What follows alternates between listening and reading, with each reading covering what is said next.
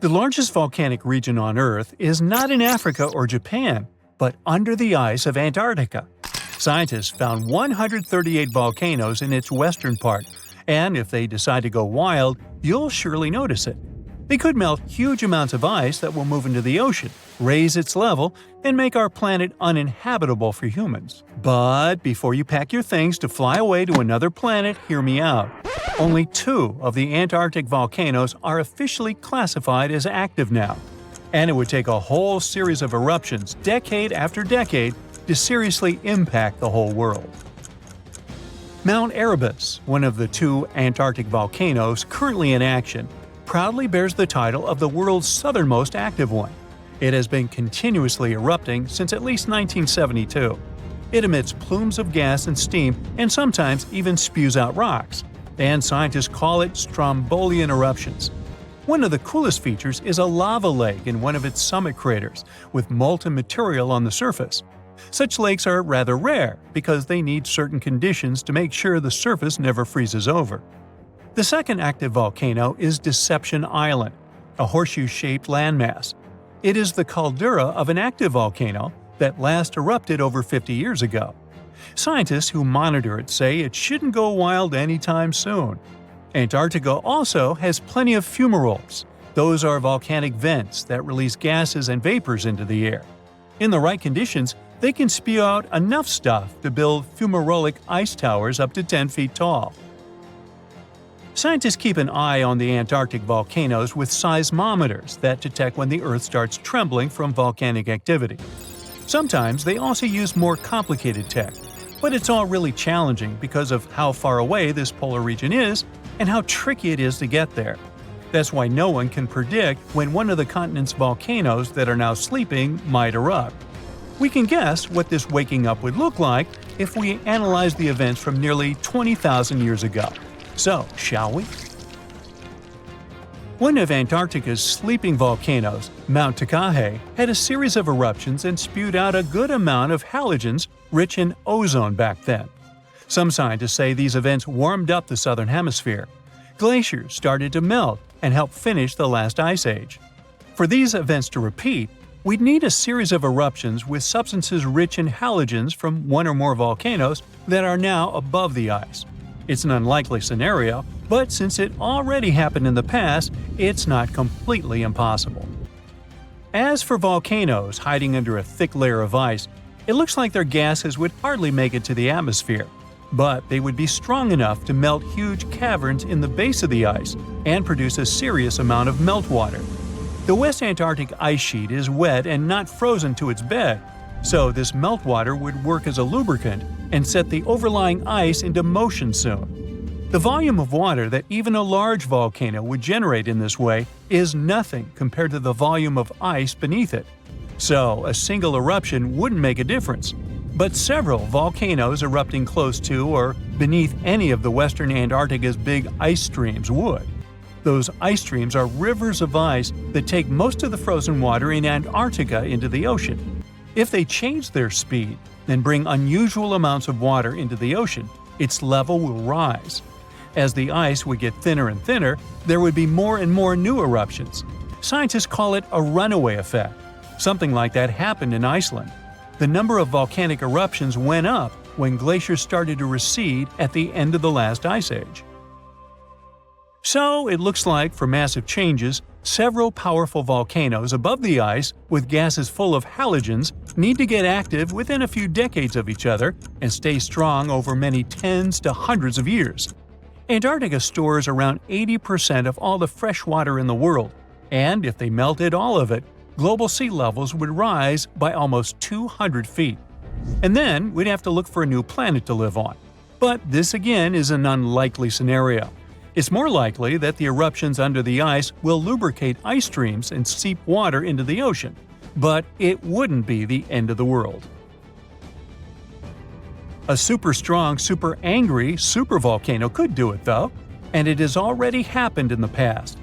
Over 200 million years ago, the world went through a major makeover with not one, not two, but 4 massive volcanic eruptions in huge pulses. The supervolcano called Camp had been erupting over and over for 600,000 years, It all happened in Rangelia, a large chunk of land that used to be a supermassive volcano stretching across what's now British Columbia and Alaska. And it wasn't the lava or the volcanic ash that ruined the environment. The eruption made carbon levels skyrocket. The planet would never be the same again. This volcanic activity might have helped dinosaurs grow from cat-sized critters into giants we saw in Jurassic Park. It kicked off a 2-million-year rainy season. It made the whole world hot and humid, and the dinos just loved it. Researchers dug deep into sediment layers beneath an ancient lake in Asia to uncover these secrets. They found traces of volcanic ash and mercury, clear signs of those epic eruptions. There were carbon signatures showing huge spikes in carbon dioxide levels.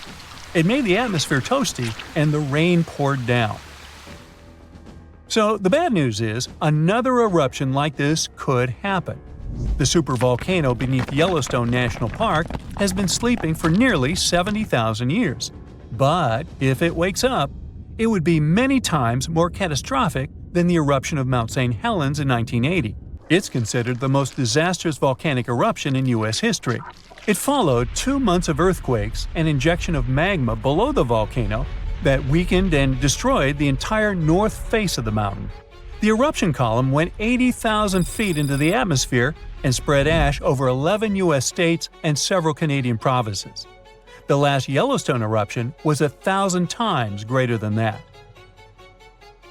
The ground above Yellowstone sits on a hot spot made of molten and semi-molten rock called magma.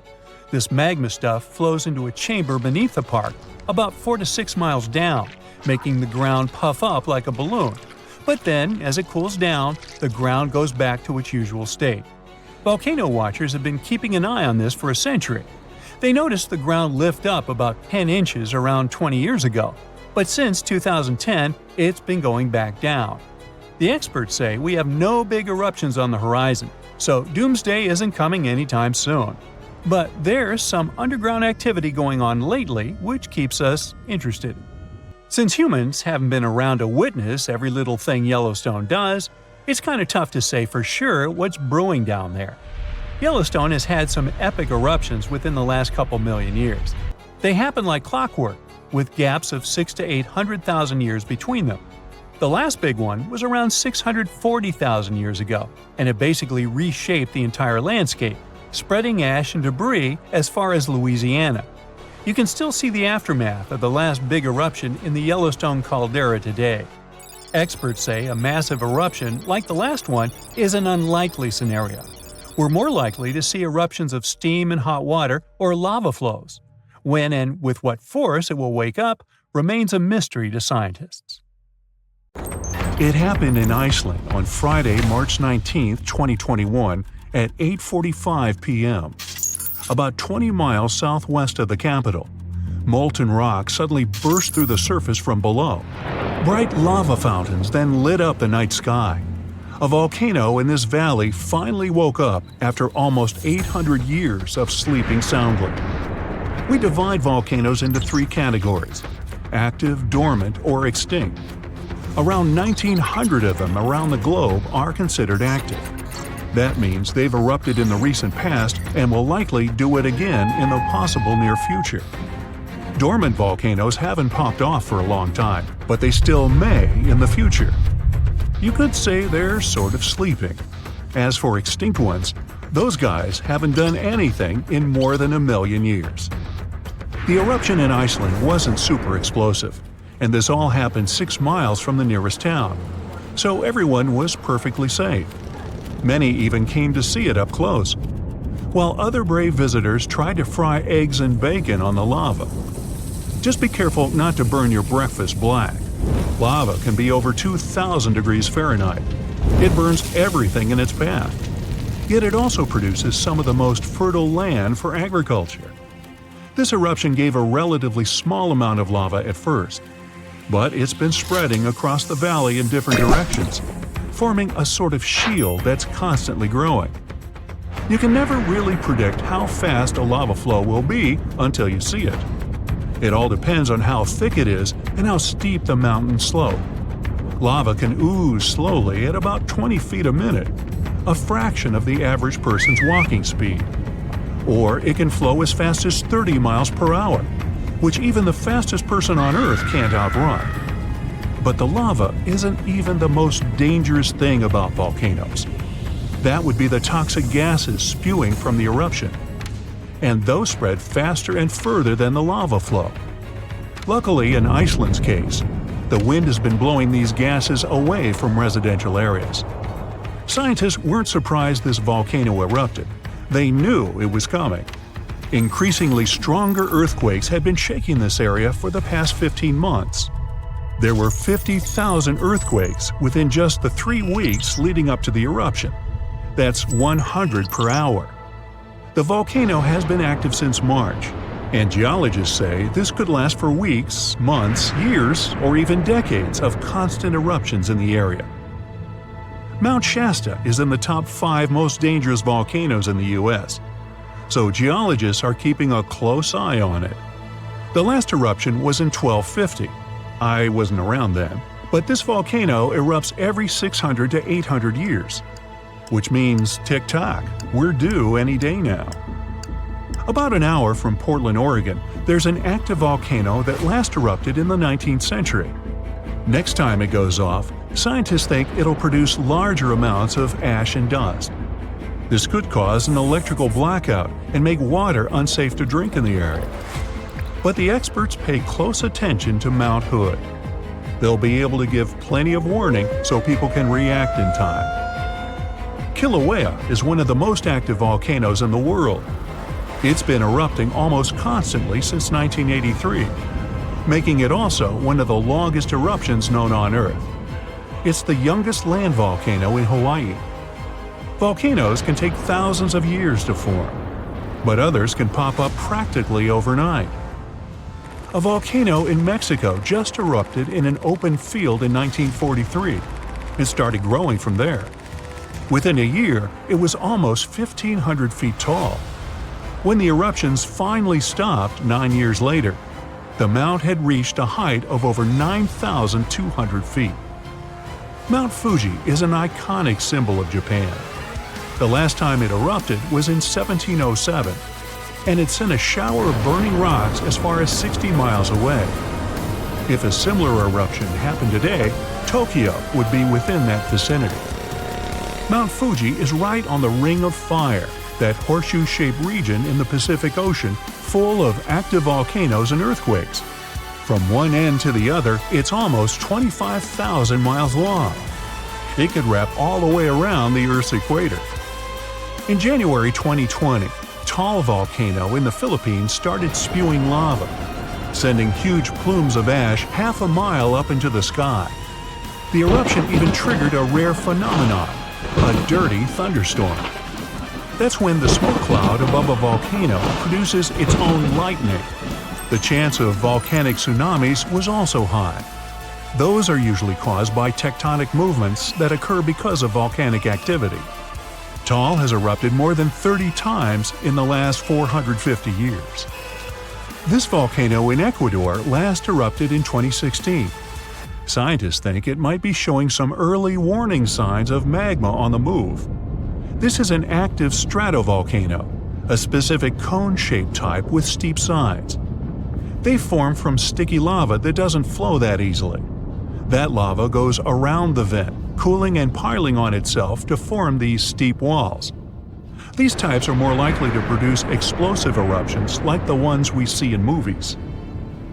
Ruapehu is the oldest national park in New Zealand, a volcanic wonderland where you can closely see all those steaming craters, magnificent lakes, and unusual rock formations. It last erupted in 2007 and has had 10 eruptions since the mid-19th century. But eruptions, lava flows, and toxic gases aren't the only danger coming from volcanoes.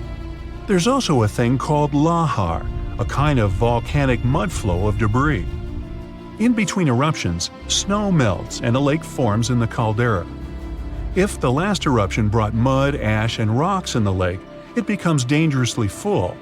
In that case, only a temporary dam holds it back. Indonesia has the biggest number of active volcanoes in the world, including one called Anak Krakatoa. It means child of Krakatoa, and its famous parent isn't far away. A huge tsunami in 2018 partially woke Junior, a scary thought since Senior had one of the most powerful eruptions ever seen on this planet in 1883. Krakatoa's boom was the loudest sound ever heard. People over 2,000 miles away could hear the explosion. The sound wave circled the globe 7 times, and scientists say it's hard to predict this volcano's eruption patterns. Mount Yasur in Vanuatu is one of just a few volcanoes in the world where you can see a lava lake. Tourists even go there to peer over the edge and get a look at the burning, bubbling lake below. Well, except for when the volcanic activity goes to levels 3 and 4 out of 5. That means there are more intense earthquakes, volcanic tremors, or steam, gas, or ash ejections. Then this place is off limits because, duh. This volcano in the DR Congo has the most active and largest lake volcano in the world. And all that lava is unusually fluid, meaning it travels faster and further than the stuff coming out of most volcanoes. It's certainly not amongst the tallest ones, but Ethiopia's Erta Ale is unique in that it has a lava lake almost constantly, which is pretty rare. The locals call it a smoking mountain because its lava lake often causes eruptions. This volcano is near the Danakil Depression, one of the hottest places on our planet. Merupi has been erupting on a regular basis since the mid-16th century. This volcano helps scientists do crucial research on how eruptions work and how they can warn people in time. After it was dormant for a while, this volcano in central Mexico sprang back to life in 1994. Ever since then, it's been producing huge mud flows and strong explosions in unpredictable intervals. In the past, enormous eruptions coming from this giant buried entire cities in pyramids. Imagine staying in a hotel and waking up to the magnificent view of a massive volcano covered in glowing rivers of lava and clouds of ash.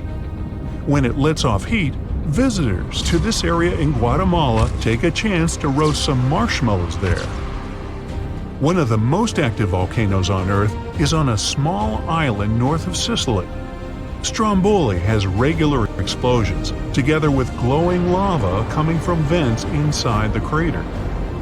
Not too far away is Etna, Europe's most active volcano and one of the biggest continental ones in the world. By the way, Earth definitely isn't the only planet with volcanoes. The largest one in our solar system is on Mars. It would cover the entire state of Arizona, and it rises nearly 3 times higher than Mount Everest. Ooh, don't look down. Get ready, because one of the Pacific Ocean's most active volcanoes might blow any minute now. Scientists monitoring Axial Seamount, a gigantic underwater lava factory just off the coast of Oregon, say it could erupt literally any time between today and early 2026 at the latest. Yes, it's underwater, but don't get tricked by the ocean's cover. This beast is almost 3 times taller than the Empire State Building. This volcano is inflating like a souffle at a Michelin-starred restaurant, and scientists are so excited they will live stream it. Seriously! So, here's the thing. This volcano will explode at any moment now because, well, it's inflating fast. Over the past few months, researchers have noticed that the seafloor is literally rising. It's like Axial is doing its best impression of a waterbed filled with molten rock. Scientists call this inflation, which sounds like something you'd complain about after Thanksgiving dinner. But in volcano terms, it means magma is piling up underground, causing the seafloor to bulge like a souffle that's this close to collapsing. Now, an underwater volcanic eruption might not sound so exotic. After all, most volcanic activity on Earth happens under the sea. Believe it or not, there are more than 1 million submarine volcanoes quietly churning lava beneath the waves as you watch this. The ocean floor is Earth's biggest volcanic hotspot. What makes Axial Seamount so thrilling is that it's under intense scientific surveillance, unlike any other underwater volcano. It's like the star player in a volcanic reality show, with a network of ocean-bottom instruments giving researchers real-time updates on magma movements, seismic tremors, and crust deformation. In fact, Axial Seamount hosts the world's first ever underwater volcanic laboratory. Scientists have been keeping a constant eye on it since the 1990s, when they installed sensors that now relay live data straight from the seafloor. This kind of monitoring is unheard of elsewhere and has turned Axial into a geological celebrity, one whose behavior we can track with remarkable precision. Besides, Axial is hilariously predictable. It erupts roughly every decade, and right on cue, it's gearing up for another performance. By mid-2024, it had inflated to nearly the same level as before its last eruption, which means the countdown is on. Scientists are so confident in its schedule that they've set up a volcanic advent calendar, waiting for the day when Axial decides to pop. But hold on, Axial Seamount isn't just your average underwater volcano.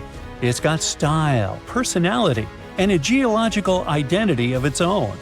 Now, most underwater volcanoes, called seamounts, tend to look like cones or flattened domes.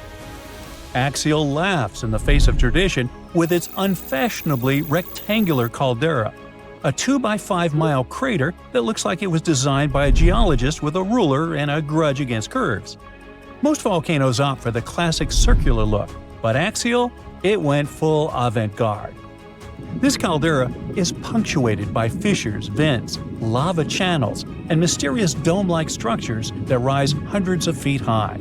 It's like the volcano's wearing a funky geometrical crown instead of the usual rounded hat. What's more, Axial's location is like prime real estate for geological fireworks. It sits right where two major forces collide, literally. First, it's on the Juan de Fuca Ridge, an underwater mountain range formed where two tectonic plates are slowly pulling apart, like a zipper being undone. Second, it's perched atop the Cobb Hotspot, a deep mantle plume that acts like Earth's sneaky magma espresso machine, pumping molten rock from deep inside the planet and fueling a whole chain of seamounts.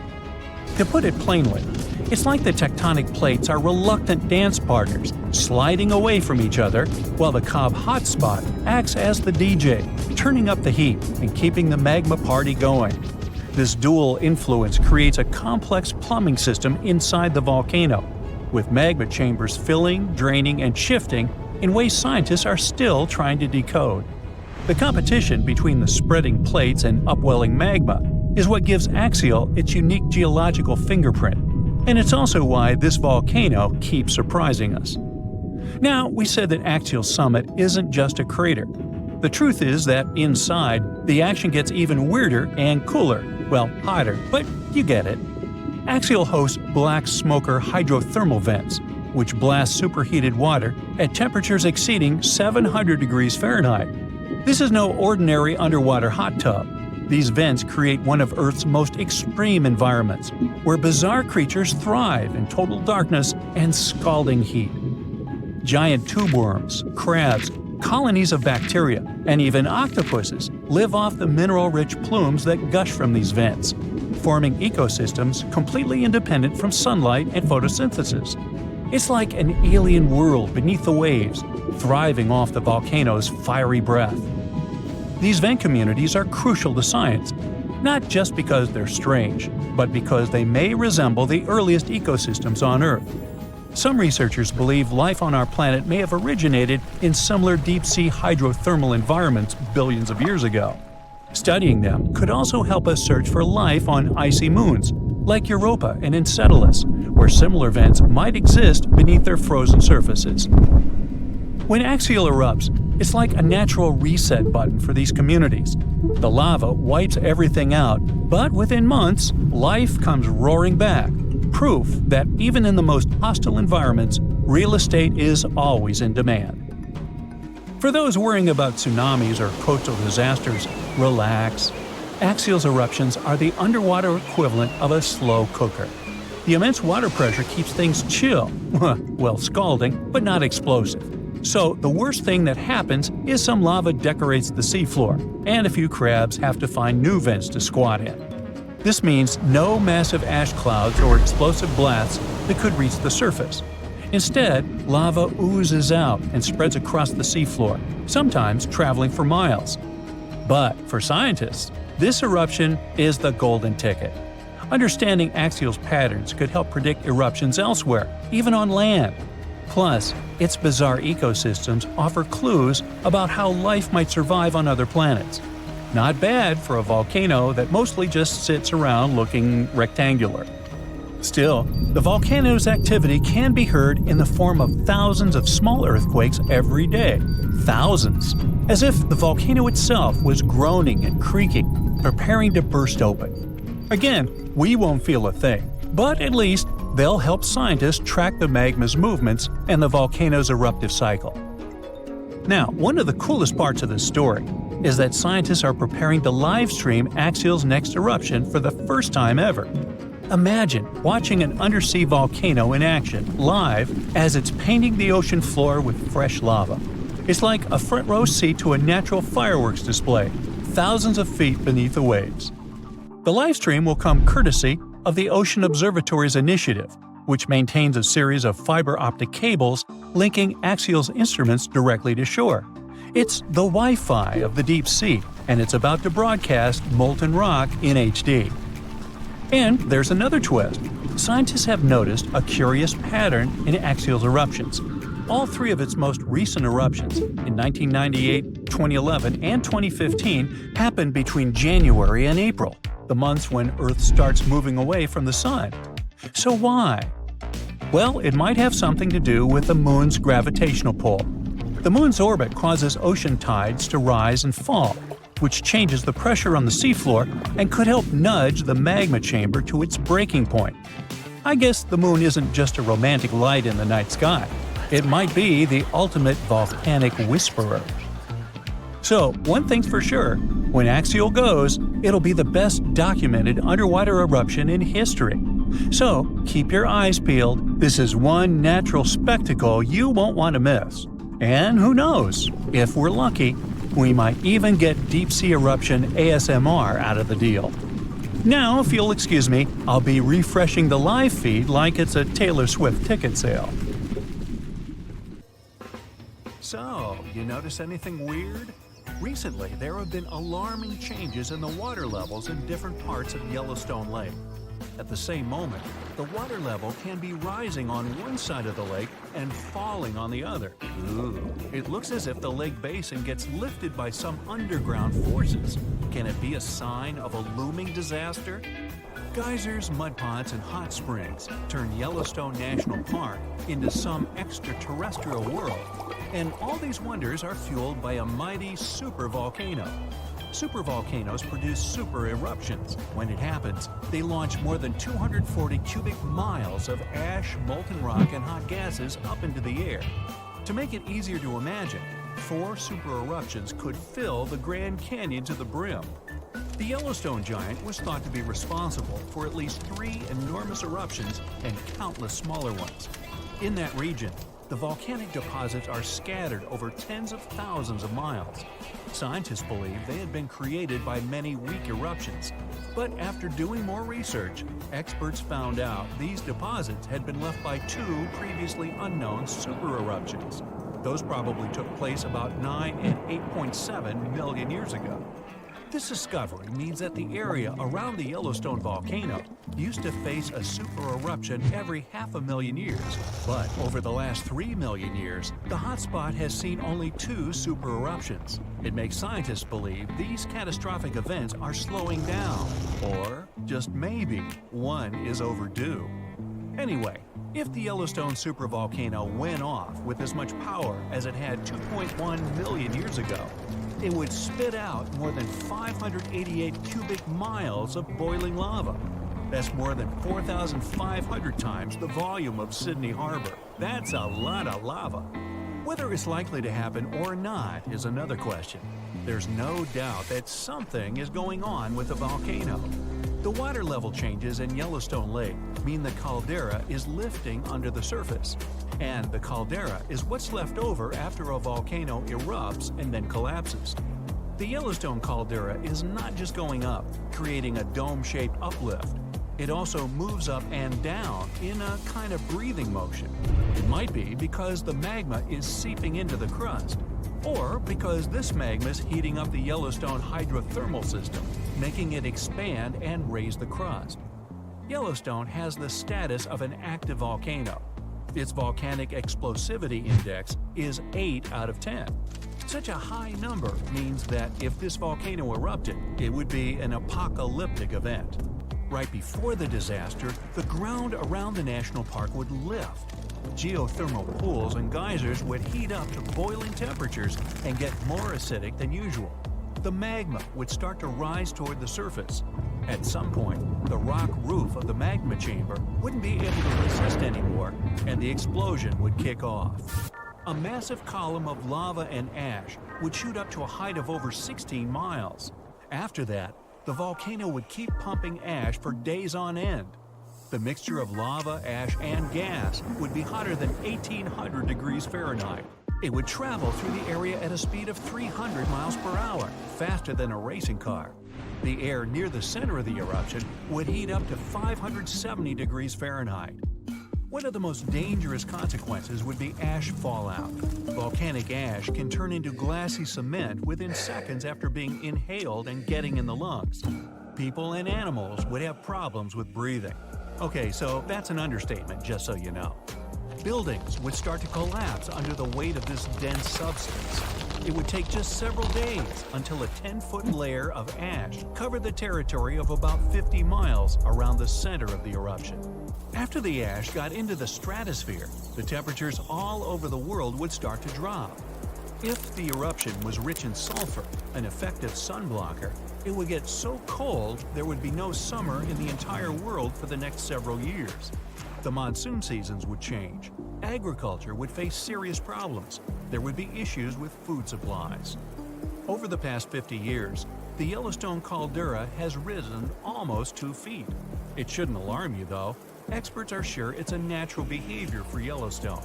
Periods of dome-shaped uplift are followed by the caldera lowering. Scientists think the supervolcano doesn't present any danger at the moment. For an eruption to happen, the magma inside has to be at least 50% molten. With Yellowstone, this number is just 5 to 15%. The probability of the eruption is 1 in 730,000. Safe to say, it's a long shot. Even better, a recent study made the researchers believe the hotspot might be in a state of decline right now, even despite all the breathing and dome-raising activity. Still, there have been tons of discussions about what people could do to prevent the disastrous supereruption from happening. And the most popular and seemingly effective idea was to cool the Yellowstone supervolcano down. Unfortunately, there's a catch. The volcano leaks out only 70% of the heat which comes from its magma-filled chambers, but the rest of the heat stays inside. As soon as it reaches a particular threshold, the volcano erupts. If it was possible to extract at least 35% of the Yellowstone volcano's heat, the eruption could be avoided. The cooler the magma is, the thicker and stickier it gets. It stops being so fluid and doesn't try to get out to the surface anymore. After considering these facts, NASA scientists came up with a plan. They suggested drilling a 6 miles deep well and pumping down cold, pressurized water. The temperature of the water that would get back to the surface would be approximately 662 degrees Fahrenheit. This way, the heat would be gradually extracted from the volcano. And if a geothermal plant was built on the site, it would generate plenty of electric power. It would be very simple to produce, and its price would be very alluring, about 10 cents per kilowatt hour. At first glance, it was an amazing idea. But sometime later, it started to receive a lot of criticism. Imagine drilling through the Earth's crust, getting deeper and deeper, and then wham bam, you hit a hypothermal pocket. Uh-oh, get ready for a catastrophe. This can release gases that are likely to cause a series of super powerful explosions. In the worst-case scenario, it may even trigger a full-scale volcanic eruption. Now, you already know about its catastrophic outcomes, from fountains of lava and avalanches of molten rocks to climate changes all over the globe. Yeah, not good. Or let's say you're drilling a well to deliver cold water to the volcano, and then you suddenly hit its magma chamber. In this case, instead of cooling the giant down, you'll make the top of the magma chamber much more fragile than it used to be, and the whole construction will be at risk of collapsing at any moment. And don't forget that your drilling may also release toxic gases. They often accumulate at the top of the reservoir with magma. Can it get any worse? Well, yes it can. The whole process would stretch for more than 16,000 years. This method is too risky to cool the volcano down as fast as people would probably want. And scientists aren't even 100% sure that when the cooling system construction is finished, the volcano will stay cold for at least another 100 years. And last but not least, the project of making the Yellowstone supervolcano a bit cooler would cost a mind-boggling $3.5 billion. A huge price for something that might not work out altogether. Oh, by the way, Yellowstone isn't the only volcano that has a lava dome that's lifting at the moment. Lava domes are created when magma gets to the surface and then gathers around the vent. Scientists have found one of those inside an underwater volcano in Japan. This dome is more than 2,000 feet high and more than 6 miles wide. Even though the Japanese supervolcano seems to be sleeping, experts don't let their guard down. A volcanic system can go from being calm and docile to teetering on the edge of an eruption in the blink of an eye. Another massive dome is growing in the central Andes, on top of the planet's largest active magma store. The Altiplano Puna Plateau, well there's a tongue twister, and where the dome was found, is the second highest plateau in the world, and the dome itself is more than half a mile tall. You might wonder how come experts have known nothing about this enormous uplift until recently. The answer is simple. It was hidden within the plateau. It's an arid region littered with volcanoes, and it stretches for thousands of miles. Yep, another case of hiding in plain sight. Day 1. A small but powerful tremor is shaking the city of Naples, Italy. The news networks are reporting on the event. The experts believe that Mount Vesuvius, the stratovolcano on the Gulf of Naples, will explode soon. But when? It's erupted many times in the past. In fact, that's how it got its shape. It's made of multiple layers of hardened lava, pumice, and ash. Vesuvius last erupted in 1944, but a major blast happened there nearly 2,000 years ago.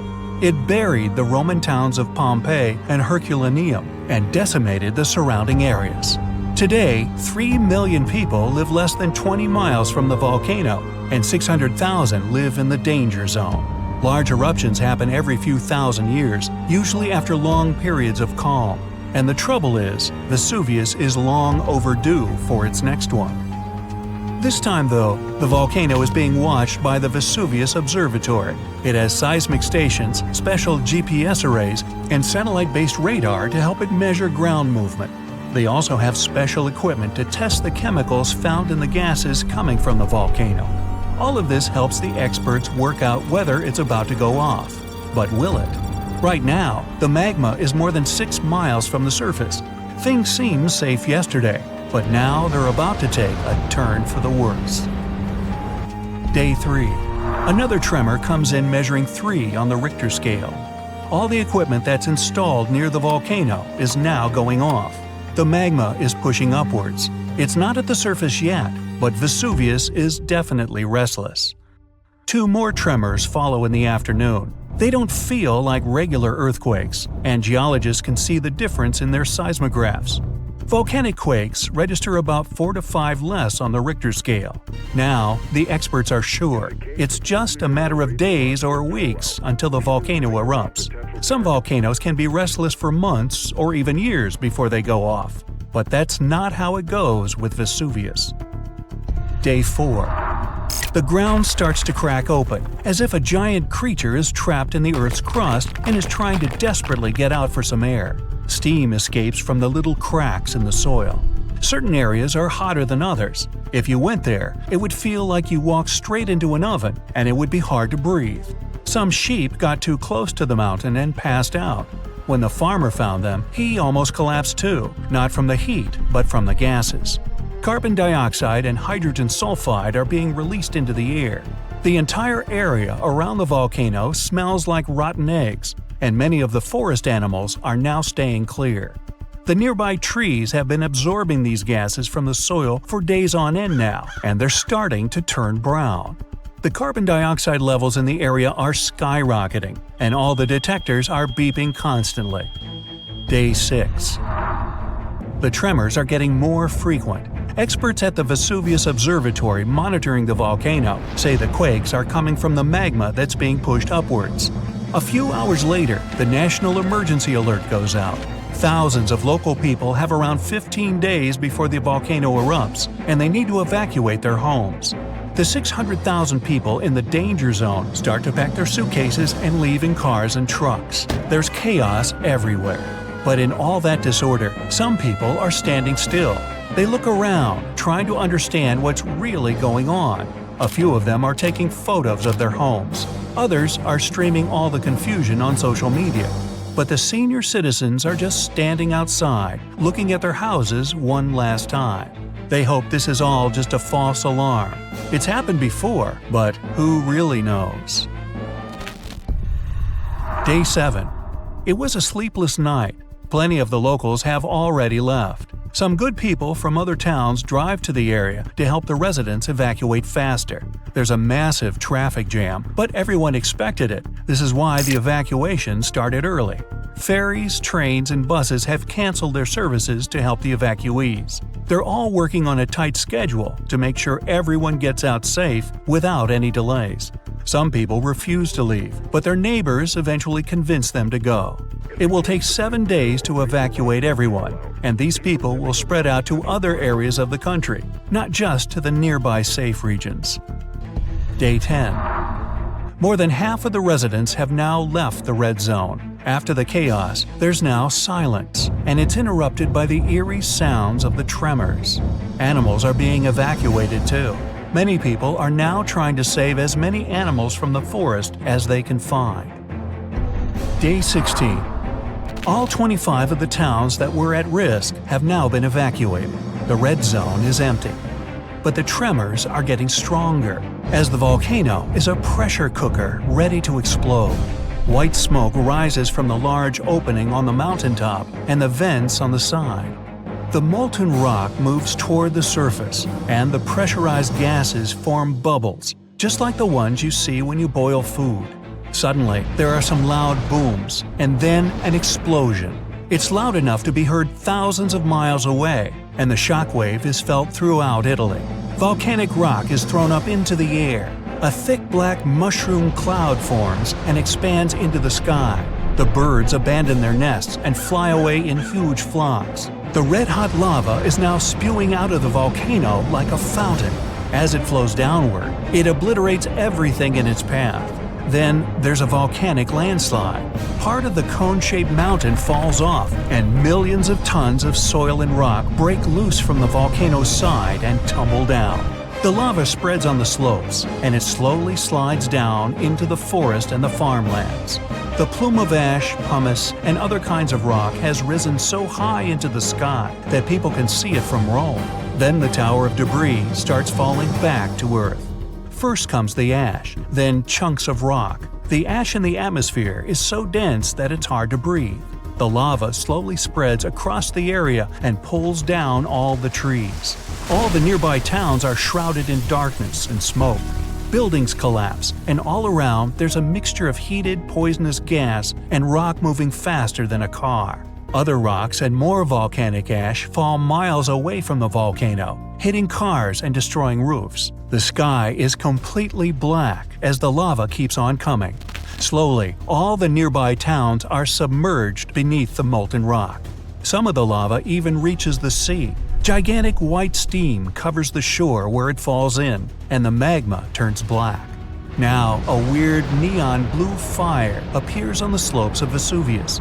This is caused by burning sulfuric gases. They're escaping at high pressure from the cracks in the volcano's surface. When they come into contact with the air, they ignite. These blue flames can reach 16 feet into the air. Now, all nearby flights are canceled, and many planes have to change course to reach their destination. Ever since the national alert, no planes have been allowed to fly over the volcano. The clouds of volcanic ash can damage jet engines and other plane components.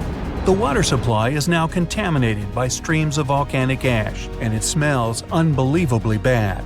In just a short amount of time, all that magma has made entire towns vanish. Only the roofs of taller buildings can be seen. After the big and explosive eruption, there are some smaller and quieter ones. At this stage, nobody knows if the volcano has stopped erupting yet, and absolutely no one can go anywhere near the area. 10 years later. Most parts of the red zone are now hidden under hardened but still warm lava, including the ancient site of Pompeii. Some people have started to forget about what happened. Others have begun their new lives elsewhere, and some don't even want to think about what happened to their old homes. But several of them are counting the days until they can go back. 100 years later. You're walking in what appears to be a wasteland of volcanic ash. You suddenly realize that you're standing on top of your great-grandparents' town. Everything is now submerged under a thick carpet of solidified lava. But below it all, just about everything is still intact, completely frozen in time. When we think of active volcanoes, one region comes to mind: the Ring of Fire in the Pacific Ocean. 3/4 of Earth's volcanoes sit within this belt. Compare the area to Australia, which doesn't have any volcanic activity. The old continent of Europe is also calm, or at least we like to think so. Can you guess what the most active volcano in Europe is? If you thought of Mount Etna on the island of Sicily in Italy, you were right. The volcano has erupted about 200 times and has been far from sleeping in recent decades. The last time this happened was in August 2023. The highest mountain in the Mediterranean is 500 million years old. But in Iceland, there is a much younger volcano. It sprang into action on the 10th of July 2023. In the afternoon, 3 fissures appeared in the ground on a peninsula in the southwest of the island. This was at a base of a small mountain peak. Its name means Little Ram in the local language. The volcano spewed molten lava high into the air. There were also gas plumes in the area, but the scientific community wasn't surprised by the event. They already knew about the volcanic area that stretches between the cities of Reykjavik and Keflavik. Its name is hard to pronounce. Hey, I want to buy a vowel. It had already erupted during the previous 2 summers. This activity came after 8 centuries of dormancy. In the days leading up to the latest eruption, seismologists, the scientists who study earthquakes, recorded over 12,000 tremors. When the ground opened up in July, the fissures were over 1.5 miles long. The following morning, 2 of them closed. All the lava was now coming out of the last fissure. It grew into an elongated cone, the simplest shape of volcano we are all familiar with. The lava soon filled a large crater.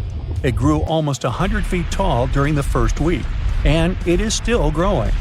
On the night when the eruption started, lava spread out in all directions. Its cinders set ablaze the dry moss in the vicinity. Local authorities closed off the surrounding area. There were toxic gases from the volcanoes and smoke from the burning moss. Firefighters flocked to the area. After a week, they proclaimed the area safe. Visitors soon came to witness the birth of Europe's youngest volcano. This form of tourism is quite developed in Iceland. People come from all over the world to watch active volcanoes. The land of fire and ice is home to more than 130 volcanoes. Some 30 of them are active. Now, I know what you're thinking right now. Is volcano tourism safe? In Iceland, it is. The country's authorities research and constantly monitor all of the hotspots. The island is dotted with several dozen seismic stations. These help researchers accurately predict future eruptions, and emergency services are accustomed to these sorts of events. They can quickly cordon off danger zones. This is what happened in 2010. A volcano in the south of the island, the name of which everyone struggled to pronounce, erupted. It spewed out a plume of steam and ash that was 7 miles high. This wasn't a fun time to be an air traveler.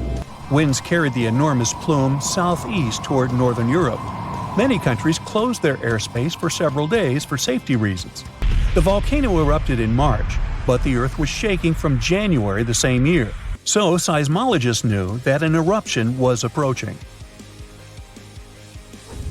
When it comes to the continent's youngest volcano, the tourist infrastructure is already there. Visitors can leave their cars at a designated parking lot. Then they go on a 5-hour-long trek. This leads to a viewing deck. Tourists are so close to the epicenter that they can feel the heat haze from the crater. The sight is the most impressive at nighttime. Safety is never a concern. Scientists regularly chart out hazard maps that outline the borders of lava fields. This way, visitors who stick by the rules are never in harm's way. More than a week after the eruption started, a section of the crater collapsed. Lava flowed downhill west of the volcano. This majestic smoldering hot river is slow-moving lava. Scientists categorize it as an AA type. The term is Hawaiian. It describes basaltic lava that has a rough and brittle surface. The flow is composed of broken lava blocks that are called clinkers. They fall off as the substance flows. This reveals red-hot areas. The cooler sections of lava are gray and black in color. When it moves forward, it produces a distinctive sound like shattering glass. Nearly a month after the eruption of the new volcano, we got aerial footage of an interesting phenomenon. A tornado formed directly over the lava flow. This occurs due to the high temperatures in the area. When the conditions are right, a column of heated air can easily turn into a mini tornado. Scientists observed a similar event happen during the 2018 eruption of Mount Kilauea in Hawaii. The lava fields of Europe's second-largest island tell the story of the creation of Iceland. It sits above the place where the North American and Eurasian plates meet each other. Tectonic plates are huge, rocky chunks of Earth's most outer layer. There are roughly 20 of them. They rest on a partially molten layer of rock. All the lava we see on the surface starts its journey here. You could say that these plates float on molten rock. Their boundaries are unstable, so when two plates grind past each other, they release tremendous amounts of energy. The formation of volcanoes is one result. These are places where the molten rock travels upward to the surface. Iceland began to form some 60 million years ago. The tectonic plates under the ocean drifted apart. Enough lava piled up on the surface to create solid ground. This ancient rock is under the waves today. As new lava reaches the surface and cools down, it pushes the old rock away from the center of the island. That's why the oldest parts of Iceland aren't 60, but only 16 million years old. The country's active lava fields are young in geological terms. Some of them are under 1,000 years old. Scientists consider the island a hot spot for volcanoes, pun intended. Nearly a third of the basaltic lava that reaches the Earth's surface in recorded history came from Icelandic eruptions. Fissure swarms, like the ones before the 2023 eruption, cover 30% of the Nordic country. For this reason, only a quarter of the island is inhabited. Norse Vikings were the first people to settle in Iceland at the beginning of the 10th century. Nature threw them a loud welcoming party. Just a few years after their arrival, they witnessed one of the greatest volcanic eruptions in history. Vikings came from a region without volcanoes, so they had no clue as to what was going on. Today, Icelanders are used to such events. This is good because their homeland is entering a new era of volcanic activity. Volcanologists suspect that recent events are an introduction to decades of more frequent eruptions. The peninsula that is home to Earth's youngest volcano is just 17 miles southwest of Iceland's capital city. It's been dormant for a long time. Present-day eruptions there are a reminder that the natural processes that created Iceland are still ongoing. Recently, scientists discovered that there's a historical link between volcanic eruptions in the north of Europe and glaciers. Our planet went through at least 5 major ice ages. These were exceptionally lengthy periods when the average temperature on Earth dropped. The result was the expansion of ice sheets across northern Europe and North America. The last ice age ended some 10,000 years ago. Researchers are still trying to fully understand how these glacial periods affected volcanic activity. They suspect that the sheer weight of all that ice disrupts the flow of magma underground. When glaciers retreat, the pressure is lifted.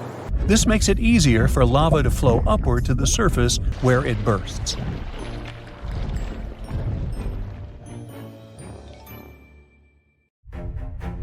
The latest super eruption of Yellowstone occurred 640,000 years ago, and it was long before Homo sapiens saw the light of day.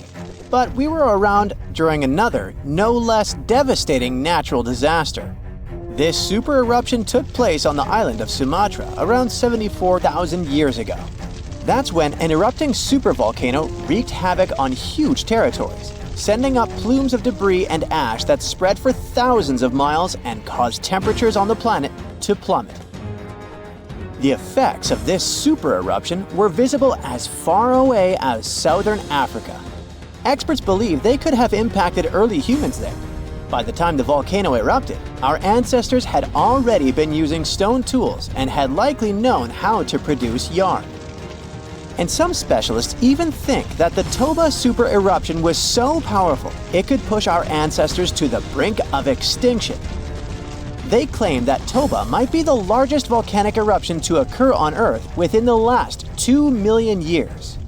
The eruption disgorged so much pyroclastic rock it would be enough to cover the entire United States to the depth of a one-story house. About a third of that deposit piled up on northern Sumatra, while a lot more ended up beneath the floor of the Indian Ocean. The super eruption left an elliptical crater lake around 60 miles long. The caldera is so large it's hard to feel that you're indeed in a volcano. Pumice deposits from the eruption remain in the canyon walls and go deep below the ground. There aren't many arguments about the amount of pumice and ash involved in this disaster. At the same time, experts aren't sure how much sulfur ended up in the atmosphere. Even some sulfur layers in the polar ice could be potential candidates, but so far, scientists haven't found any connection between them and Toba. But let's get back to the dramatic impact the super eruption had on early humans. It turns out some not only survived but even thrived after this natural catastrophe, at least judging by the artifacts they made during and after the eruption. The disaster might not have posed a serious threat to those of our ancestors who took refuge along the coast. Genetic evidence hints that modern humans descend from a few thousand people that ventured out of Africa around 60,000 years ago. Why just a few thousand? According to some experts, the rest of our ancestors could have been devastated by the Toba eruption. After all, the supervolcano spewed out 1,000 cubic miles of dust and rock in a flash, leaving a scar in the ground that was dozens of miles wide. All that dust and sulfur Toba sent into the atmosphere potentially cooled the surface of our planet, which led to the appearance of glaciers and the lowering of Earth's sea levels. And since Toba might have had an important role in shaping humankind, scientists have been working hard trying to understand precisely how early humans reacted to this disaster. In 2011, several researchers found an enigmatic soil sample in South Africa's Pinnacle Point, an archaeological site overlooking the Indian Ocean. This sample contained some volcanic ash. After examining the layer, they found more than 400,000 artifacts left by early humans. Those ranged from heat-treated stone tools to signs of fire and animal bones. Based on this finding, the team suggested that early humans on the South African coast thrived after the eruption, living in that area for thousands of years and improving their tools. The region might have served as a refuge during and after the Toba eruption. A 2009 study suggested that the eruption could have lowered global temperatures by 14 degrees Fahrenheit. It would have made survival tough elsewhere in Africa. If there had been a volcanic winter, it wouldn't have been as cold along the coastline. On the other hand, newer studies claim that Toba spewed out so much sulfur into the atmosphere that the resulting aerosols could have stuck together, which would have limited their cooling effect in the long term. In other words, right after the eruption, temperatures would have plummeted, but only in some regions. And after 3 years or so, the effects of the eruptions would have calmed down altogether, becoming not dangerous to humans. Well, apparently, more research is needed. Meanwhile, let's figure out if we should watch out for any volcanoes these days. Last year, thousands of small earthquakes shook the ground near Iceland's Svartsengi geothermal power plant. Magma rose to the surface there, and now it has opened wide fractures slicing through the small town of Grindavik. The ground there is still swelling, and an eruption might happen with little notice. But of course, that's not all. Over the planet, 45 other volcanoes keep rumbling. For example, Italy's Vesuvius, that infamous thing that finished the city of Pompeii in 79 CE. Over the last 17,000 years, the volcano has experienced 8 explosive eruptions, followed by powerful pyroclastic flows. Dense masses of super hot ash, lava fragments, and gases flowing at high speeds. The volcano's last eruption happened in 1944. Mount Rainier is one of the most dangerous volcanoes in the USA. Its high elevation, chemical composition, and proximity to Washington's Seattle and Tacoma suburbs, and the volcano's ability to produce massive pyroclastic flows make Mount Rainier a threat to consider. The heat from this volcano could potentially melt the ice and snow covering it, leading to rapid downstream flows of debris, mud, and rocks. The Novarupta volcano in Alaska's Katmai National Park and Reserve formed in a 1912 eruption, which was the world's largest in the 20th century. The volcano sent almost 7 cubic miles of ash and debris into the air. It also produced such a powerful ash flow that it created the Valley of 10,000 Smokes. Mount Pinatubo is located in a populated region in the Philippines. It became notorious after a 1991 massive eruption, which was the second largest eruption of the 20th century. More than 700 people lost their lives during that natural disaster. Today, more than 21 million people live within 62 miles of Pinatubo. Mount Agun, a continuously erupting volcano in Indonesia, had its last major eruption in 1963. It was one of the most tragic eruptions in the country's history. It lasted for 11 months, producing ashfall and pyroclastic flows that led to the loss of more than 1,000 lives and serious property damage. People saw ash plumes above the volcano throughout 2018, following the eruption in November 2017. Japan's Mount Fuji hasn't erupted since 1707. That year, a massive earthquake likely set it off. In 2014, experts warned that Fuji could be at risk of another eruption following the 9-magnitude earthquake that shook Japan in 2011. Experts believed the earthquake had raised pressure below Fuji. The eruption in 1707 sent so much ash and debris into the air that all this mass even reached Tokyo. Should Fuji erupt again, it would affect more than 25 million people in the surrounding areas.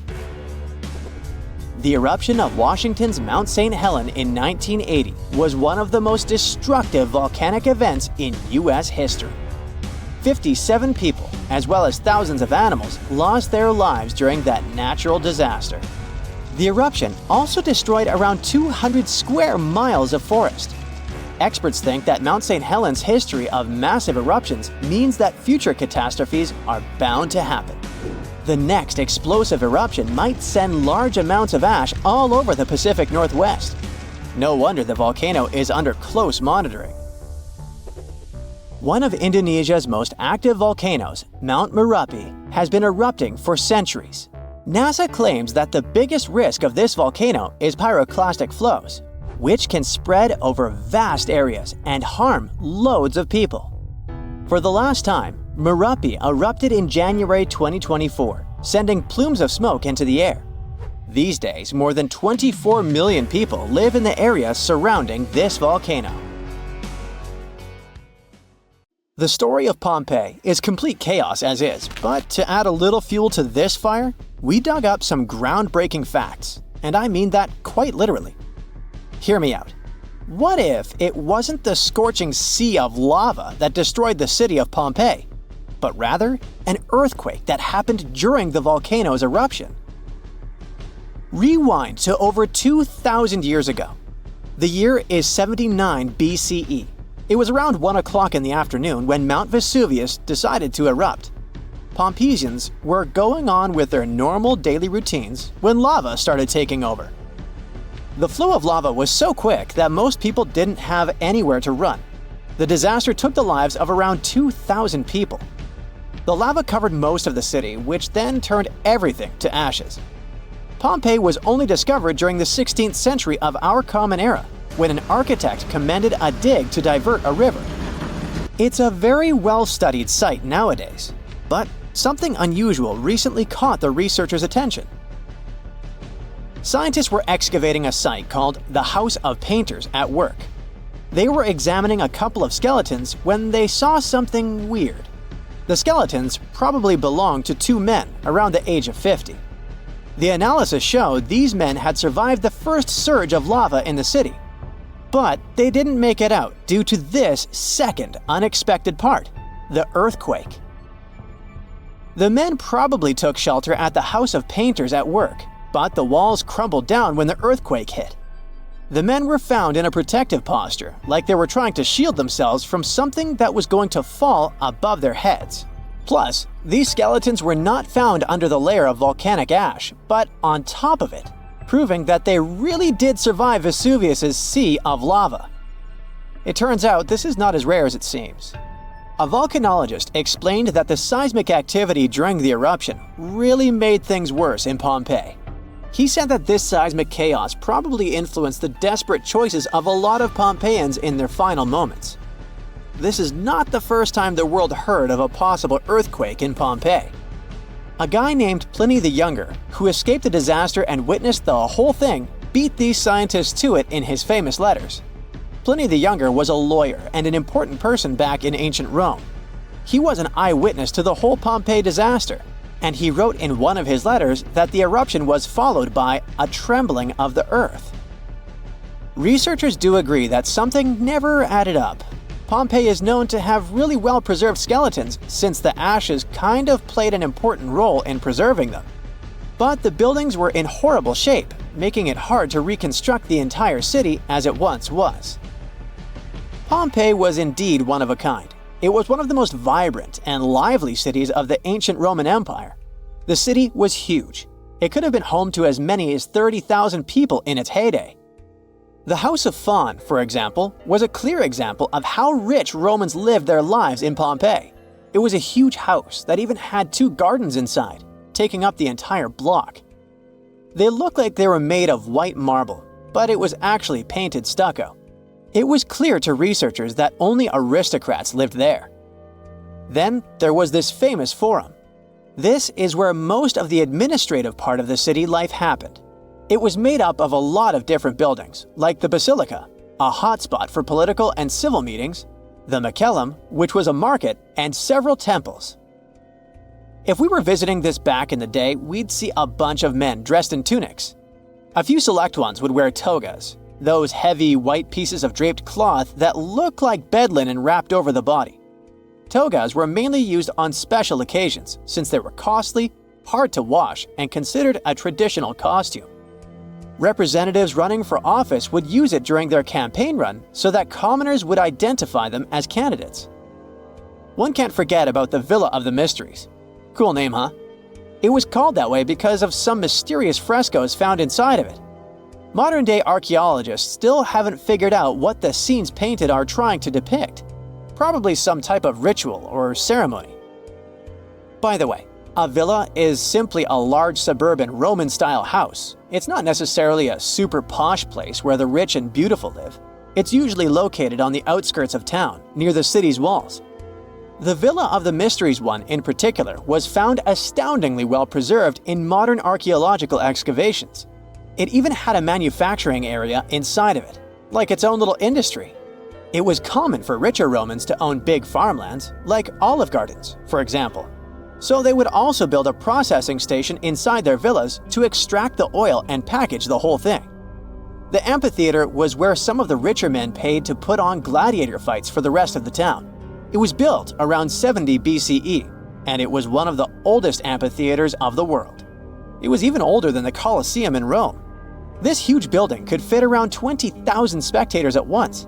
The seating was arranged by social class, so you could easily spot who was a member of the nobility. And in case you're wondering why it was shaped like a weird egg, It's because that was the shape that allowed for an unobstructed view wherever you were in the crowd. As every other Roman city, Pompeii also had some famous baths. Since not every house had access to plumbing back in the day, most people didn't shower in their homes. That's why so many Romans would use public baths, usually at the end of the day, to clean themselves. But make no mistake, this wasn't just a place for bathing, it was a cultural hotspot. The baths were made up of many different rooms. The first one was like a locker room, where people would keep their clothes and personal belongings. This is where the upper and lower classes mingled together. Someone's class could easily be identified by their clothes and jewelry. The amount of gold and silver worn back in those days is nothing compared to what most people wear today. Usually, the rich folks would leave someone to take care of their belongings while they went and took their bath. Because yes, it could happen that stuff went missing while chilling and relaxing. The big focus on self-care nowadays was already a thing for ancient Romans. It was common that before taking a bath, olive oil was rubbed all over the skin. They would scrape off the dirty skin with a strigil. That may sound weird, but also extremely pleasing. The baths had rooms for massages. Some of them had reading rooms, and even courtyards for some healthy exercise. Oh, there was even a natatio, or swimming pool if you're not fluent in Latin. After all, it was the Romans that said, "A healthy body is a healthy mind." The bakeries! Bread was one of the main components of Pompeian diet, so much so that there were around 30 bakeries in the city. Bread was freshly made from scratch every day. In a special area of the shop, the corn or wheat was ground, and mules would circle around to keep the mills going. The funny thing about Pompeians is that they like to cover the exterior walls of buildings with paintings, much like graffiti nowadays. Their paintings, usually frescoes, used to depict what daily life was like in the city. Ancient Romans were very outdoorsy people, so coloring their walls seemed like a good option for them. A lot of houses had frescoes inside of them too, to make up for the lack of windows. The paintings gave the house owners the illusion of more space if the painting was of, let's say, a garden, for example. Phew, you can finally send that last report for the day and breathe out. The weekend is around the corner, but just when you're about to hit send, you're alarmed by the low rumbling under your desk. Is it the light rail passing by? Unfortunately, that's not the case. It's a volcano speaking. What, here? In Arizona? That's right, the ground keeps shifting under Arizona, reminding us that Earth is alive. No panic though, let's arm ourselves with some context. 20 American states have extinct, active, and dormant, currently sleeping, volcanoes. Among such states, you can find California, New Mexico, Nevada, Utah, and Colorado. On the bright side, Arizona's volcanoes are dormant at the moment, but it doesn't mean they won't go off in the near or not so near future. Now, how about traveling to Arizona to check the traces of its active volcanic past? They dot the desert landscapes of this state like spots dot a Dalmatian. There are entire volcanic fields southwest of Phoenix, east of Douglas, near Flagstaff, north of Kingman, and near the Mexico border. The most worrying thing about these fields is that even though they're not active at the moment, eruptions in this region might happen every 1,000 years or so. Well, the time seems to be up. The last powerful and destructive volcanic eruption occurred around 1,000 years ago at the Sunset Crater. Oh, this place is worth paying more attention to. And we will, but a bit later. First, we have to talk about hotspots. No, not that place where you can surf the web. In our volcanic context, a hotspot is a place where insane amounts of heat melt the overlying crust, Earth's thin outer layer, and form volcanoes. This heat rises from the mantle, which is located between our planet's dense, superheated core and the crust. Want to see an example of this type of volcanism? Welcome to the Hawaiian Islands. The Big Island has its active volcanoes because, at the moment, it's situated on top of the Hawaiian hotspot. The older Hawaiian Islands were once there too, but later they drifted off towards the northwest. It happened because that's where the oceanic crust on top of which they sat, namely the Pacific Plate, moved. Now, look at the world's ocean basins. Yes, they're literally dotted with islands that sit on top of hotspots, like Hawaii, Iceland, Samoa, the Galapagos. Those are probably the most famous examples. But don't think that continents can't host hotspots. They can, but those are far less common. One of the most famous continental hotspots is, I bet you know it. Yep, the one beneath the Yellowstone caldera. By the way, the caldera is a vast volcanic crater, especially one formed as a result of a massive eruption that led to the collapse of the mouth of a volcano. The Yellowstone hotspot is basically the creator of Old Faithful and the rest of the hot springs and mud pots for which the national park is famous. Speaking of Old Faithful, let's make a small detour and pay more attention to this wonder of nature. It's one of the most well-known geysers in the world. People have been coming from all over the globe to see it for more than a century. The cool thing about this geyser is that the likes of it can only form under very specific conditions. That's why they're pretty rare. Magma under the surface superheats pockets of underground water. The pressure there keeps growing until it eventually pushes the water upward with immense strength. A certain volcanic rock with a high silica content lines the tunnel through which this water escapes. Basically, it creates a unique pipe that can withstand unbelievable pressure and heat created by the water erupting above the ground. Old Faithful was the very first named geyser in Yellowstone. If you come to visit it expecting the thing to erupt every hour on the hour, you're gonna be disappointed. On average, Old Faithful erupts every 91 minutes or so, which isn't that bad either. Plus, you can download a special app which will provide you with the approximate time of the next eruption. But be very careful while visiting and stay away from the site. The water erupting from the powerful geyser reaches 204 degrees Fahrenheit. The steam is even more scorching, up to 350 degrees Fahrenheit. It's hot enough to bake a cake. But let's get back to our volcanic hotspots. Scientists still don't clearly understand why there aren't many hotspot volcanoes on continental crust. One reason might be that the continental crust is much thicker than the oceanic crust, which is about 4 times as thick on average. Another reason could be that most of Earth's crust, about 2/3 of it, is oceanic. This means that there's less continental crust for hotspots to form under. Now, I bet those of you living in Arizona will appreciate the following info. We'll talk about a volcanic field right in the heart of this state, the San Francisco Volcanic Field. That's a massive area filled with over 600 volcanoes. Yes, they're mostly small, but it doesn't make them any less impressive. They're scattered across 1,800 square miles in northern Arizona, a giant territory. Interestingly, scientists are still debating about whether this volcanic field is actually sitting on top of a hotspot. But one thing they agree upon, the volcanoes in this area get younger as you move east. And this pattern matches up with the North American plate moving west over what could be a stationary hotspot beneath the surface of our planet. Cool, huh?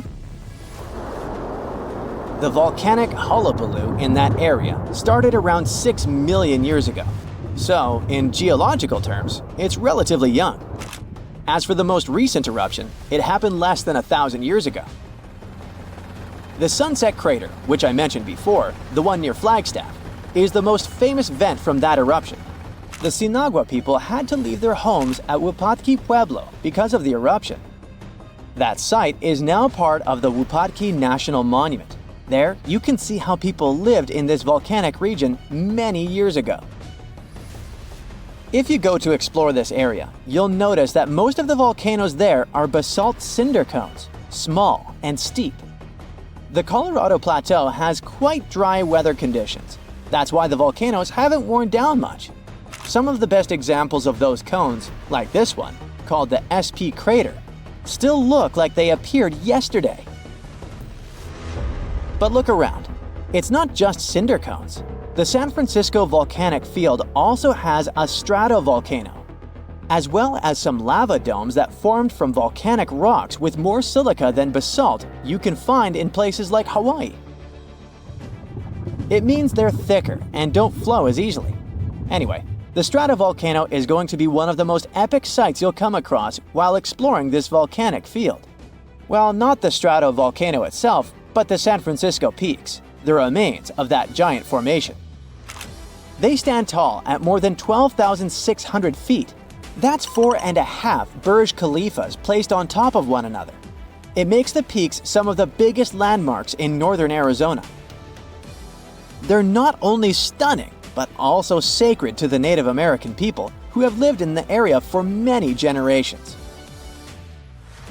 Now, unlike those super active volcanoes in Hawaii, the San Francisco volcanic field takes its time, thousands of years between eruptions. But you shouldn't relax just yet. Geologists say another eruption is likely to happen one day. It will probably occur in the remote eastern part of the field, away from big towns. Phew! And if that next eruption is anything like the one that formed Sunset Crater, it would be quite the show. Lava fountains and rivers of lava flowing. At the same time, the next eruption might not happen for centuries, maybe even millennia. Until then, the San Francisco volcanic field will remain a hidden gem of volcanic history, waiting for its next fiery performance. Our planet's biggest and meanest supervolcanoes are waking up. When they erupt, you'll surely notice it, even if you live thousands of miles away from the epicenter. Scientists are worried we might not have enough time to prepare and deal with the consequences of a supereruption. There's some volcanic activity close to the Italian city of Naples. And no, it has nothing to do with the famous Mount Vesuvius, but with another volcano. This one is harder to see as it doesn't have a tall peak like Vesuvius. But don't let this bad guy trick you. It could be way more dangerous than its giant neighbor. It does have a huge crater that's about 8 miles wide. This volcano is called Campi Flegrei, and it's actually one of the largest volcanoes in Europe, sitting under the town of Pasquale. So, Campi Flegrei erupted 39,000 years ago with a bang so massive it spread ash across the whole Mediterranean region. It also caused the temperature to drop by over 16 degrees Fahrenheit across Eastern Europe. It was the biggest volcanic eruption in Europe in 200,000 years. Since then, Campi Flegrei has had smaller eruptions, and the last one happened in 1538. Now the area is full of small craters, hot springs, and bubbling pools, and they're all proof that this volcano is still very much alive and brewing something. Since the early 2000s, the ground in the giant crater and the town nearby have been slowly rising by about 1 to 1.5 inches every year. There were at least 150 earthquakes that shook this supervolcano lately. In May 2024, there was a 4.4 magnitude in the area, the biggest in the last 40 years. Residents had to leave their homes and camp outside, fearing there would be more earthquakes. No one knows how Campi Flegrei is going to behave in the following months or years, but the authorities are organizing evacuation exercises to prepare the population just in case. The Italian volcano looks like an innocent kitten compared to the real giants like Yellowstone. For a volcano to deserve the title of a super one, it must be able to produce catastrophic-scale eruptions and eject huge amounts of magma, ash, and volcanic gases. The Yellowstone giant meets these criteria. Even though it moves from time to time, the Yellowstone supervolcano hasn't erupted for 640,000 years. But when it does wake up, it might erupt with incredible power, about the same amount as 10 huge nuclear power stations can produce. Under the ground, beneath Yellowstone, there's a super hot area full of molten rock called magma. As more magma moves into a big space called a magma chamber, the ground above starts to swell or rise. When the magma cools down, the ground falls. Between 2004 and 2009, the ground at Yellowstone rose by almost 10 inches, but then it started to slowly go back down in 2010. Scientists aren't sure if it's going to erupt anytime soon. There's also another big volcano called Long Valley in California that has been active since 1980, and it can be a really big threat. Scientists studying this supervolcano found out that before its biggest eruption, 760,000 years ago, the buildup may have taken less than a year. Now, that's bad news, because a supervolcano eruption can have a huge effect on the world, like the eruption of the Toba volcano in Sumatra around 74,000 years ago. It became the biggest volcanic eruption the Earth had seen in 28 million years. It covered parts of Indonesia, India, and the Indian Ocean with a thick layer of volcanic debris, almost like a 6-inch blanket. The amount of rock it spewed out was like stacking nearly 3 million Empire State Buildings.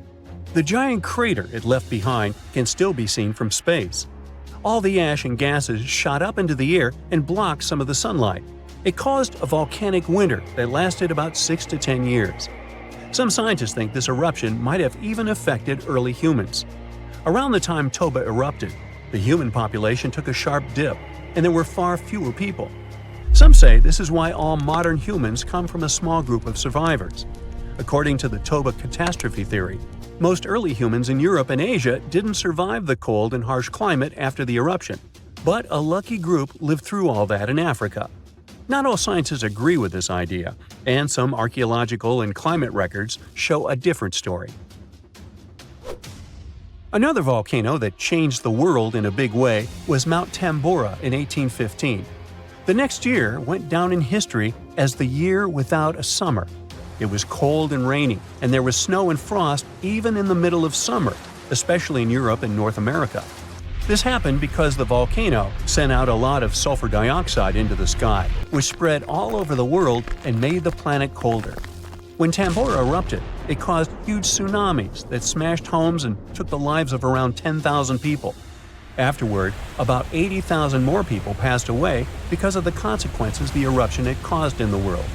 The cold weather ruined crops, so food became really expensive. And because horses were the main way people traveled, the cost of oats that they ate went way up too. Some people even think this led to the invention of the bicycle in 1817 as a new way to get around. The eruption made the Earth colder for about 3 years.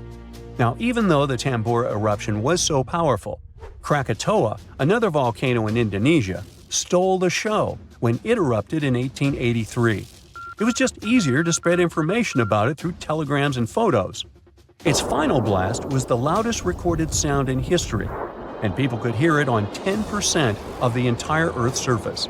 The eruption started a tsunami with waves about half as tall as the Statue of Liberty. Now, if we only had 12 months to prepare for a supervolcano eruption, it would be really hard to store enough food and get ready. But don't panic just yet. Supervolcano eruptions are very rare, and the last one happened 26,500 years ago in New Zealand. Scientists think that a super eruption happens once every 100,000 years on average. But the sad part here is that the Earth doesn't follow a perfect timeline.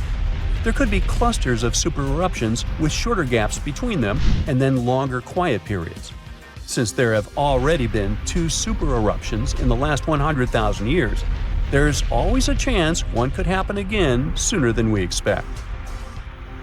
Plus, although there are places like Yellowstone and Long Valley where we expect volcanoes to erupt, there are less obvious possible hotspots. In Chile, there's a volcano called Laguna del Maule that has erupted in the past and left behind a huge crater. Over the last 20 years, the ground there has been swelling really fast, rising up to almost 1 foot a year. Some people are worried that this could be a sign of a big eruption coming. But scientists say there's not enough magma yet to cause a super eruption. In Bolivia, the Juturancu volcano is also acting up. It's part of a group of volcanoes that have caused super eruptions in the past. Since the 1960s, the ground around Juturancu has been lifting, but the last eruption was 250,000 years ago. Even though the magma might be rising, it's not enough to worry about just yet. The chances of a super eruption happening during our lifetime are 1 in 1,400, which is pretty low, so you don't need to worry too much. But just like someone wins the lottery every week with very small chances, a super eruption could happen sometime in the future, and when it does, we'll need to be prepared.